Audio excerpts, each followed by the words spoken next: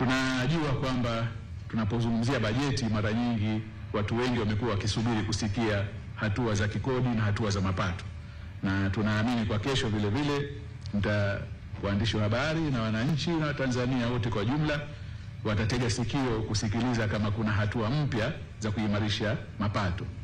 Niseme kabisa tu kwamba hatua mpya zipo, na tumekuwa na mchakato mrefu. Kila mwaka tuna utaratibu maalum wa kutafuta maoni mbalimbali, na katika mwaka huu 2026-2027 kupitia wizara yetu hii ya fedha tulikaribisha maoni kutoka kwa wadau wote. Kama kuna mdau yoyote ambaye ana maoni kuhusiana na namna ya kuboresha mfumo wetu wa kodi, tuliyahitaji maoni hayo. Kwa hiyo kwenye mwezi wa Januari tulitoa wito kwa wale ambao watakuwa na maoni ya namna kurekebisha mfumo wetu wa kodi. Kwa hiyo tulikaribisha maoni kutoka serikalini, kutoka sekta binafsi, kwenye makampuni na taasisi mbalimbali, jumuiya za wafanyabiashara, jumuiya zisizo za kiserikali, taasisi za elimu ya juu na zile za kitaaluma, MBA na wengine, na hata watu binafsi. Ili lengo letu ilikuwa ni kushirikisha wadau wote katika mageuzi ambayo yanapaswa wafanyike katika mfumo wa kodi. Na katika hili ni kodi inatozwa mbalimbali. Na katika hili hadi tunafunga dirisha la kupokea maoni kwenye mwezi wa Februari mwaka huu, Wizara ya Fedha tulipokea maoni 727 kutoka kwa hao wadau wote: serikali, sekta binafsi, makampuni, jumuiya za wafanyabiashara na hizo taasisi nyingine mbalimbali. Tulipokea maoni 727 ambayo yanagusa maeneo ya kikodi, kuna mengine yanagusa maeneo ya kisheria, na baadhi yake vile vile ilikuwa ni katika maeneo ya kiutawala. Kwa hiyo uchakataji wa mapendekezo hayo ulianza rasmi immediately huo mwezi mara tu baada ya kupokelewa, baada ya kufunga ile dirisha katika mwezi wa Februari mwaka huu, ambao uchakataji huu una ngazi mbili. Kwenye ngazi ya awali ulichakatwa kupitia kamati maalum tunaita kikosi kazi, task force, ambayo inajumuisha wawakilishi kutoka serikali,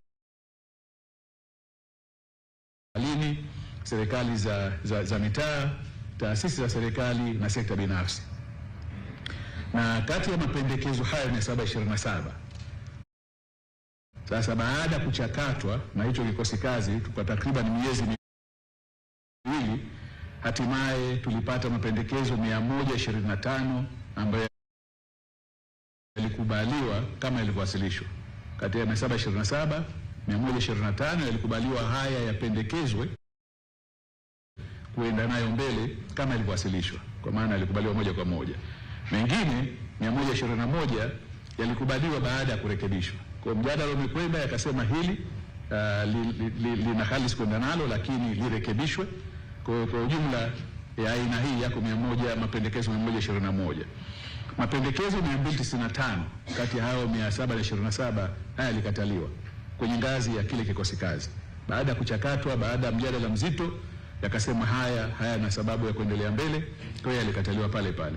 Na mapendekezo 107 ilielekezwa na kamati hiyo ya kikosi kazi kwamba haya yanahitaji kuwasilishwa kwenye wizara na taasisi mbalimbali zile ambazo zinahusika, ili kutolewa ufafanuzi au kufanywa uchambuzi wa ziada. Kwa hiyo pamoja na kwamba ilionekana kuna faida ya kuendelea nayo, lakini alikuwa hayajaiva, kwa hiyo akatakiwa afanyiwe kazi ya ziada. Na mwisho kuna mapendekezo ambayo yalikuwa hayajafanyiwa maamuzi kutokana na ukosefu wa takwimu na taarifa za kutosha. Haya ni mapendekezo 47.